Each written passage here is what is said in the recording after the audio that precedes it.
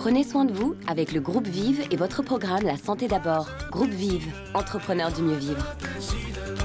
Bonjour à tous, soyez les bienvenus sur le plateau de La Santé d'abord, l'émission qui préfère prévenir plutôt que guérir.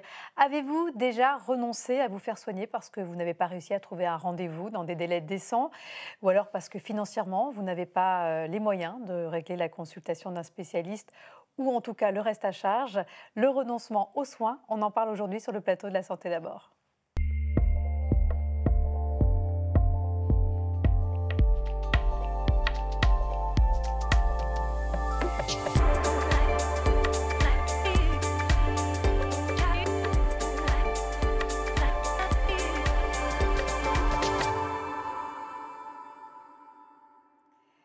La santé est un droit pour tous et pourtant, plus de 60% des Français ont déjà dû renoncer à des soins médicaux. Alors comment expliquer ces renoncements? Quels sont les soins les plus souvent sacrifiés et quelles sont les aides et solutions qui existent aujourd'hui pour rendre la santé accessible au plus grand nombre?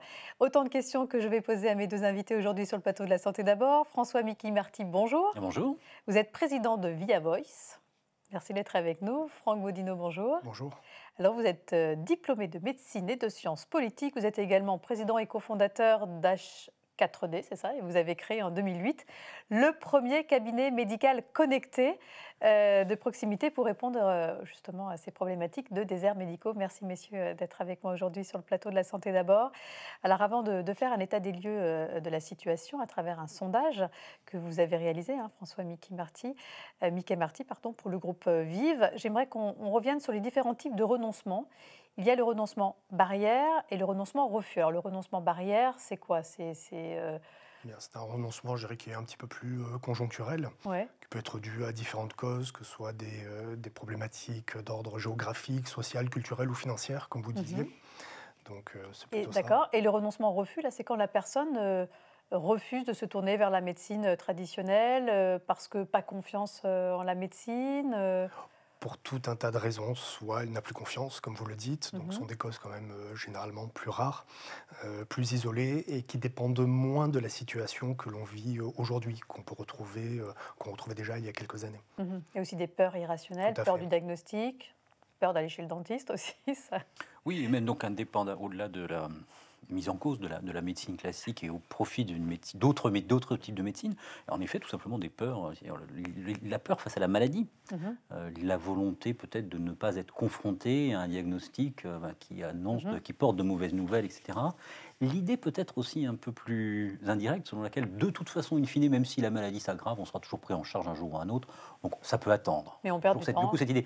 Donc c'est, au fond, le renoncement subi par les contraintes, et puis le renoncement, d'une certaine manière, en partie choisi, parce qu'on a une vision des choses, parce qu'on a une vision de sa propre pathologie, des thérapies qui peuvent être apportées, et en effet, l'idée selon laquelle on peut attendre. Et puis des personnes qui sont aussi en fin de vie et qui jugent les soins inutiles, et voilà. Et qui préfèrent laisser passer le temps, se dire à quoi bon. C'est vrai parfois aussi sur des pathologies lourdes, des gens qui n'ont pas envie d'aller vers des traitements très lourds. Alors ça peut paraître paradoxal, mais au fond qui n'ont pas envie de considérer que les traitements dont ils vont pouvoir bénéficier vont être difficiles à supporter pour eux, pour leurs proches, pour leur entourage, et qui laissent passer du temps. Voilà, donc c'est important, je pense, de faire cette distinction. On va surtout parler aujourd'hui de ces renoncements barrières. Voilà, c'était une distinction effectivement qui était importante à faire. Nous allons surtout parler dans cette émission de ce renoncement barrière lié à des raisons économiques, d'éloignement géographique, etc. Et tout de suite, je vous emmène sur le terrain, et plus précisément dans la région des Côtes-d'Armor. Nous avons demandé à certains de ses habitants s'ils avaient déjà dû renoncer à des soins médicaux, et si oui, quelles en étaient les raisons. C'est un sujet d'Anne Burlot.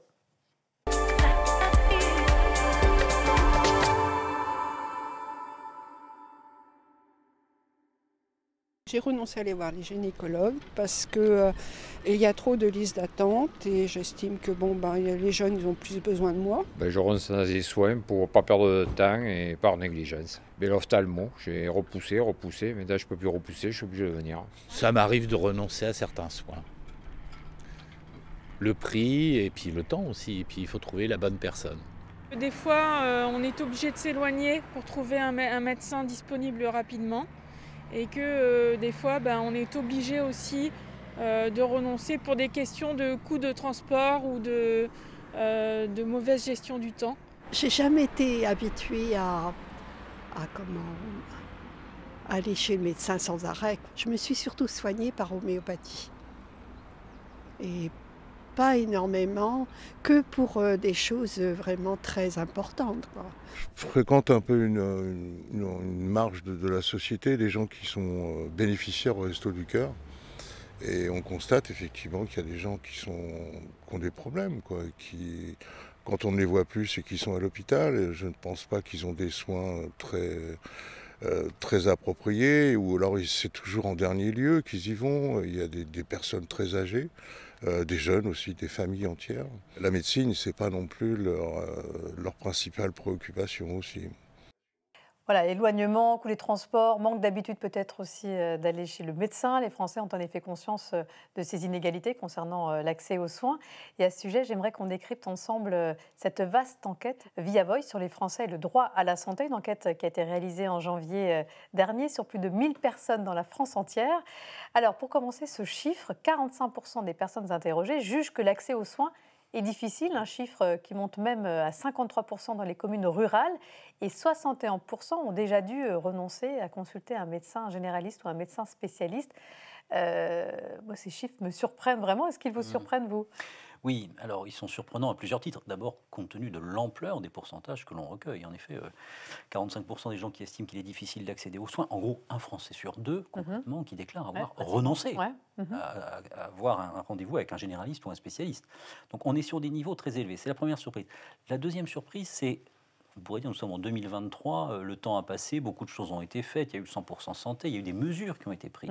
Et pourtant, on reste sur des niveaux très élevés. Et la troisième surprise, qui à mon avis est la plus importante, c'est la diversité en réalité des milieux sociaux qui sont concernés. Alors vous le rappeliez très justement, en milieu rural, si on appartient à des catégories modestes ou fragiles, les scores sont encore plus élevés. Et c'est tout à fait juste. Mais on constate aussi que, y compris en région parisienne, y compris chez des cadres, on a du renoncement aux soins. Oui, parce qu'on parlait avant de cette médecine à deux vitesses qui finalement aujourd'hui n'existe pratiquement plus. C'est-à-dire que ce n'est pas forcément une question de moyens, c'est vraiment un problème d'accès, de pouvoir trouver des spécialistes.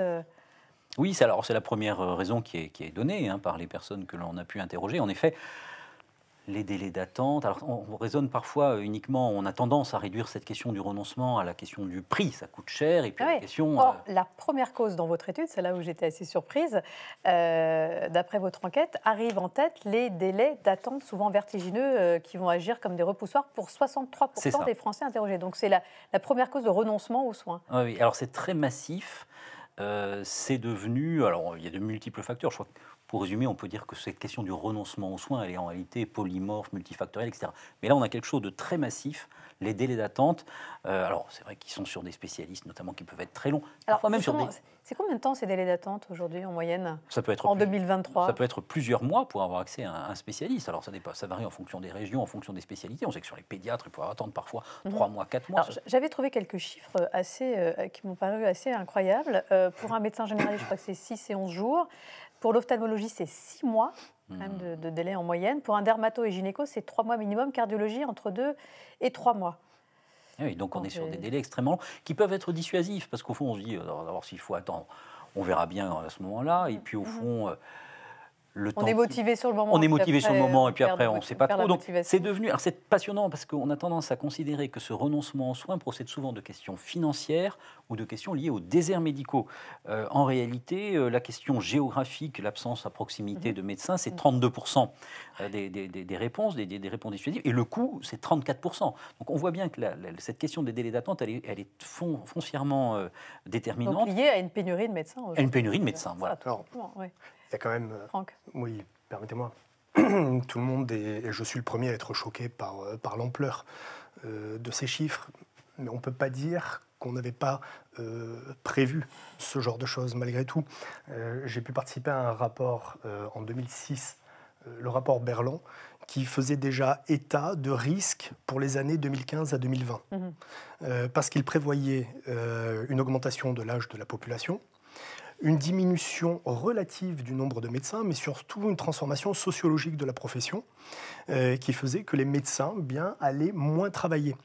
Le problème, c'est que statistiquement, on a un petit peu moins de médecins, mais surtout des médecins, une nouvelle génération, qui a pris d'autres habitudes de vie et on ne peut pas leur reprocher. Bien sûr, on peut pas par contre, travailler. eh bien, ça n'a pas été anticipé. Donc on se 12 heures retrouve par aujourd'hui. jour, ouais. C'est ça, exactement. On a des médecins qui travaillent un petit peu moins les week-ends, un petit peu moins les nuits. Ça ne veut pas dire que ce ne sont pas des gens passionnés qui font des efforts. Bien sûr, mais qui prennent un peu de temps pour eux. Voilà, et aujourd'hui on a l'impression qu'on tombe des nues. Ouais.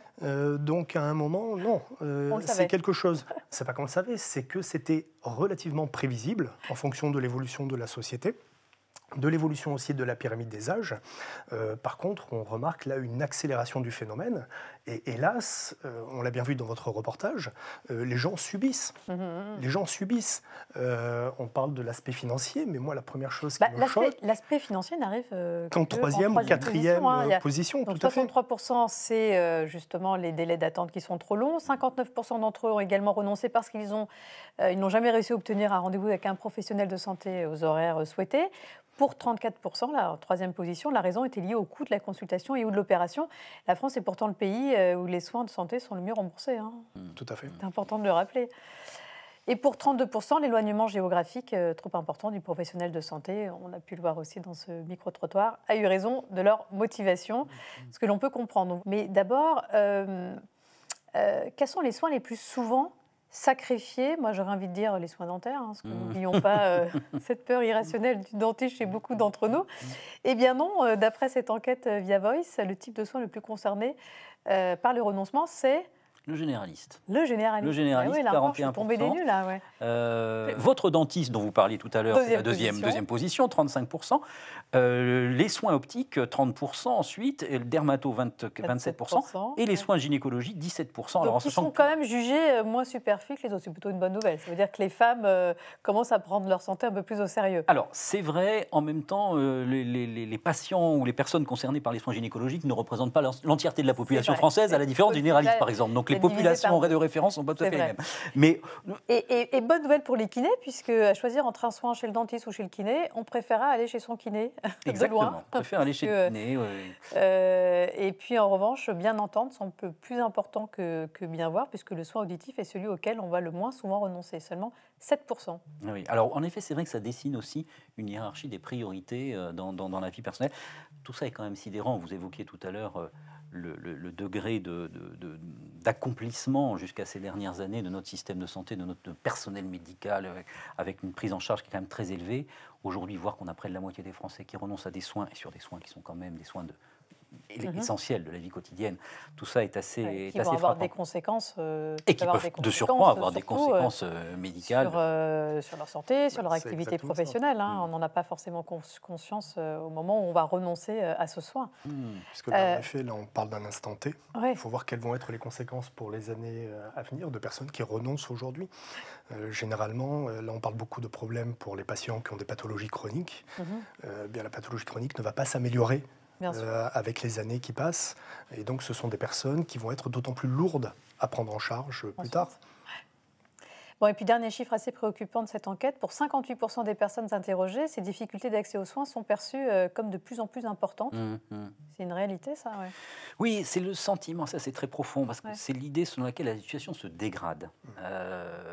Alors, encore une fois, ça peut être un peu surprenant, parce que des choses ont été faites, notamment sur le 100% santé, mais l'idée, et ça fait écho à beaucoup de choses. Vous savez, aujourd'hui, dans la société française, la moitié des Français se sentent abandonnés. On parle souvent de la distance par rapport aux infrastructures, par rapport aux services publics, etc. Ça, c'en est une réalité. C'est-à-dire, au fond, l'idée selon laquelle, non seulement je n'ai pas nécessairement, en l'occurrence, l'offre de soins dont j'aurais besoin pour aller mieux, pour dire les choses simplement, mais en même temps, la situation se dégrade. Et la plupart, dans d'autres études d'opinion, près de 70% des Français pensent que ça va être pire dans les années qui viennent. Parce que la situation se dégrade, parce qu'il y a de plus en plus de déserts médicaux, parce qu'il y a de moins en moins de médecins aujourd'hui. C'est bien ça la clé du problème. Et donc, on comprend bien aussi cet attachement à la vie qui passe, à préserver le quotidien, à préserver, à, au fond, pouvoir vivre tant que c'est possible, dans les meilleures conditions possibles, prendre du temps pour soi, parce que on ne sait pas de quoi l'avenir sera fait. Donc ça nourrit aussi les inquiétudes sur l'avenir, qui sont désormais très répandues dans la société. Vous qui êtes médecin, Franck, pourquoi il y a de moins en moins de médecins aujourd'hui? Qu'est-ce qui se passe? C'est une profession qui n'est pas assez valorisée? C'est ce que je vous disais. Donc je pense que déjà aujourd'hui, on paye le tribut des différents numerus clausus qui ont été mis en place.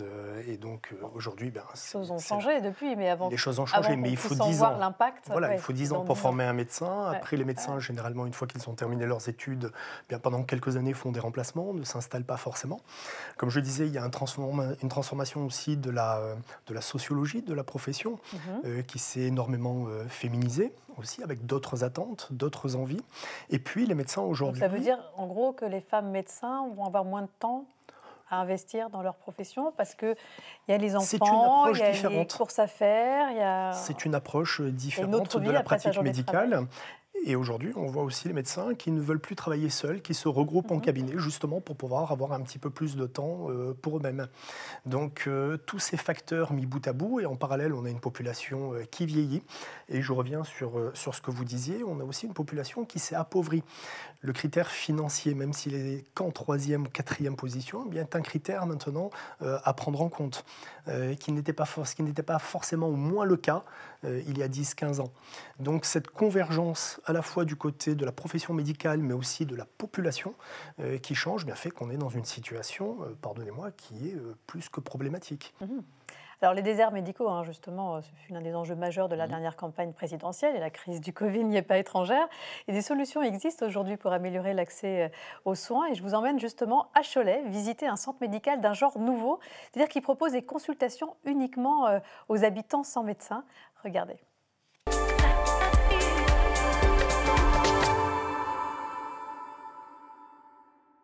Je ne peux pas vivre sans médecin. Non, non, non. Je ne peux pas. On a besoin des médecins. Depuis 2017, je n'ai plus de médecin traitant et tous ceux que j'ai appelés à Cholet dans les alentours ne sont pas disponibles. L'année dernière, ma conjointe a eu une intoxication alimentaire. Et on n'a pas eu le choix d'aller aux urgences. Ils nous ont demandé pourquoi vous n'êtes pas passé par votre médecin. On a dit qu'on n'en avait pas. Là, nous nous trouvons dans le quartier Jean Monnet, à Cholet. Et c'est là que se situe le service médical de proximité. Nous accueillons exclusivement des patients qui n'ont pas de médecin traitant. 9000 Choletais n'ont pas de médecin traitant. Cholet comporte 55 000 habitants, et donc ça fait un pourcentage entre 15 et 20%. C'est aussi dans nos missions que de répondre aux besoins de la population. Donc nous, on est acteurs comme d'autres, et on s'est emparé de ce sujet, entre guillemets, parce qu'on voulait que les choses avancent et qu'on avait des idées. L'objectif, c'est d'une part de faire de la formation, puis peut-être donner l'envie aux internes de rester avec nous. Pour l'instant, on est 10 à travailler, 10 médecins retraités. En fait, ce qui serait intéressant de travailler, c'est élaborer un transfert de savoir-faire, élaborer une modélisation qui permettrait que d'autres, dans leur contexte, puissent s'appuyer sur nos expériences et faire ce qui est nécessaire de faire dans leur territoire. Voilà, c'est un peu la solution 3 en 1, j'ai envie de dire, parce que ça permet à la fois de limiter le renoncement aux soins, on va pouvoir prendre rendez-vous plus facilement avec un médecin. Ça permet aussi de former des futurs médecins pour les encourager à s'installer dans des centres. Et puis, ça permet aussi à ces médecins de travailler en équipe, vous en parliez tout à l'heure, ça c'est un vrai souhait des médecins actuellement. Encore faut-il que les patients et professionnels de santé soient informés de l'existence de ces centres. C'est sûr, c'est une excellente initiative, mais si on est un petit peu attentif, on voit aussi qu'il y a apparemment beaucoup de médecins retraités au sein de ce dispositif. Et ce qui est dramatique, c'est de devoir en arriver là aujourd'hui, et donc de devoir créer des centres spécifiques pour des personnes qui n'ont pas de médecin traitant. C'est-à-dire un médecin qui peut vous suivre régulièrement, qui vous donne une prescription, mais qui va pouvoir vérifier de l'évolution de votre pathologie. Une des remarques aussi, c'était quand on n'a pas ça, vers qu'on se retourne vers les urgences. On se retrouve avec des urgences sursaturées, mais qui sont là pour finalement compenser le manque de médecins ou de temps médical plutôt que de médecins disponibles en ville. Alors il y a aussi la téléconsultation, on va peut-être en dire quelques mots. 25% des Français seulement y ont recours régulièrement et 50% se disent méfiants, peut-être parce que le terme de téléconsultation est un abus de langage. On devrait plutôt parler de téléconseil parce que dans la majorité des cas, il n'y a pas d'auscultation possible du patient. Donc c'est vrai que ce n'est pas une vraie consultation chez un médecin. Alors, déjà, la télémédecine ne peut s'entendre comme un complément comme un complément. On l'a beaucoup pris sous le prisme de la technologie pure, mais c'est en fait un complément et une brique de plus dans le système de santé. En effet, on a vu tout un tas de systèmes se développer et se déployer, notamment pendant la crise de la Covid, avec des systèmes en visioconférence, d'autres beaucoup plus sophistiqués. Et c'est vrai que la simplicité a fait aller vers des systèmes en visioconférence, tout simplement, pour lesquels il n'y a pas ou peu de disponibilité pour réaliser un examen clinique. Après, il y a des systèmes beaucoup plus sophistiqués, des cabinets médicaux connectés, on en parlait tout à l'heure. Vous avez, vous, mis en place. Exactement, où il y a une quinzaine d'instruments, de capteurs. Il n'y a pas besoin de professionnels de santé, le patient peut tout seul... Le patient prend rendez-vous, entre dans le dispositif, est mis en visioconférence en lien avec un médecin qui est à distance, mais le médecin va pouvoir écouter le cœur, les poumons de son patient, lui prendre une tension artérielle, regarder ses tympans, sa gorge, jusqu'à réaliser un électrocardiogramme. On forme le médecin à cette pratique médicale sur comment guider un patient sur une palpation abdominale, une palpation d'épaule. Tout ça avec des protocoles extrêmement bien encadrés et guidés jusqu'à une prescription médicale. Et on voit que là où on installe ces dispositifs, notamment dans les déserts médicaux, les collectivités locales, territoriales. Et quand on parle de déserts médicaux, je ne voudrais pas qu'on pense uniquement au centre de la France, où il faut imaginer qu'ici, en région parisienne, il y a des déserts médicaux. Il y a des déserts médicaux à notre porte.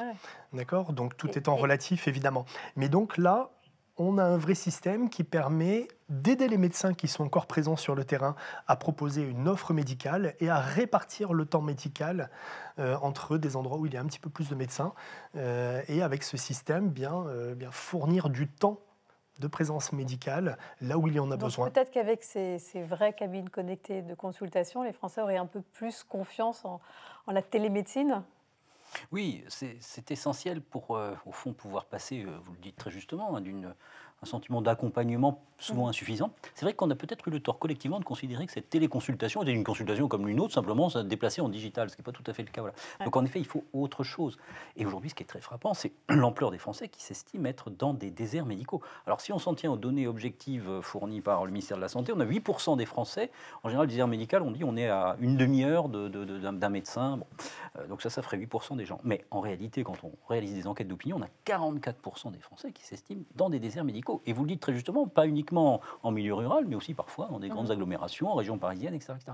Donc il faut des réponses à ça. Et en effet, probablement, l'idée d'aller vers peut-être une vraie télémédecine, c'est-à-dire autrement plus élaborée que ce que l'on connaît aujourd'hui, peut être une solution. En tout cas, c'est une piste intéressante pour permettre de faciliter l'accès aux soins pour tous.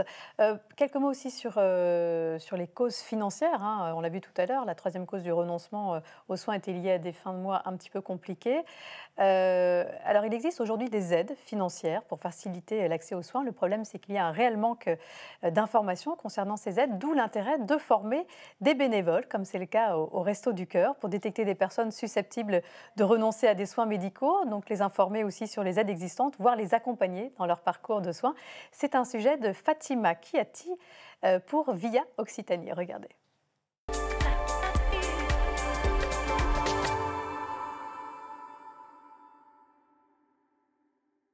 J'ai entendu les gens qui me disaient que ça ne rentre pas sur la CMU. C'est ça la peur que j'avais. J'ai que 5 ans en France, je ne sais pas. Alors, je demande aux gens, ils m'ont dit ça. Et finalement, ce n'est pas vrai. Être mal informé fait partie des principales causes de renoncement aux soins, un phénomène qui touche avant tout les foyers les plus modestes. La caisse primaire d'assurance maladie de l'Hérault et les Restos du Cœur ont décidé de s'engager ensemble pour favoriser l'accès aux soins. Nous sommes en contact avec les gens qui vivent des précarités assez importantes. L'assurance maladie n'a pas cette possibilité-là parce que si les gens ne vont pas à l'assurance maladie, ils n'y vont pas. Nous, ils viennent chez nous, ils sont là pour une aide alimentaire et comme on dit toujours, le repas ne suffit pas, mais c'est la porte ouverte au lien, à la confiance et à la communication avec ces personnes qui sont dans le besoin. Les Restos du Cœur de l'Hérault comptabilisent 1300 bénévoles. Une formation va être proposée à ceux qui le souhaitent par les agents de l'assurance maladie. Les bénévoles pourront alors mieux détecter les personnes qui renoncent aux soins. On retrouve la cause de la difficulté administrative, comprendre le système qui est généreux mais compliqué. Il y a des problèmes d'incompréhension du système de soins, à qui je m'adresse, comment je fais. Et puis souvent cumulé avec les deux autres ou pas, des problèmes financiers en fait. Cette action vient renforcer un premier dispositif lancé par la CPAM de l'Hérault qui accompagne ses assurés dans leur parcours de soins. Depuis 2016, plus de 2000 dossiers ont été ouverts dans le département. Alors, on ne peut que saluer cette initiative. Aussi un numéro de téléphone important, 36 46. N'hésitez pas à contacter votre caisse d'assurance maladie et vous dites j'ai besoin d'aide. Et si financièrement j'ai les moyens d'avoir une mutuelle, il faut savoir qu'il existe aussi le 100% santé. C'est un dispositif qui est entré en vigueur en 2019 et qui permet d'avoir accès à certains soins dentaires, optiques et auditifs notamment, avec un reste à charge de 0. Nous avons déjà consacré une émission au 100% santé. Il est pour tout le monde, à condition bien sûr d'avoir une complémentaire santé. Demandez toujours un devis avec l'offre 100% santé auprès de votre professionnel. Et n'oubliez pas, 100% santé, ça rime avec 100% qualité. Ce ne sont pas des produits de bas de gamme qui vous sont proposés. Au contraire. Un grand merci à tous les deux. Voilà, il y avait beaucoup de choses à expliquer, à raconter. C'est vrai que c'est toujours très court, 26 minutes. Les messages à retenir dans cette émission, 61% des Français ont déjà dû renoncer à consulter un médecin généraliste ou un médecin spécialiste. Les délais d'attente pour un rendez-vous et des ressources financières insuffisantes sont les principales causes de renoncement aux soins. Il existe aujourd'hui des aides financières et des accompagnements pour faciliter l'accès aux soins. Donc surtout, renseignez-vous. Voilà, un grand merci à tous les deux. Merci à tous de nous avoir suivis. Merci à Valérie Darmon, Christina Mouton et Margot Miller de m'avoir aidé à préparer cette émission. Et quant à moi, j'aurai le plaisir de vous retrouver très bientôt pour un prochain numéro de La Santé d'abord. D'ici là, prenez soin de vous.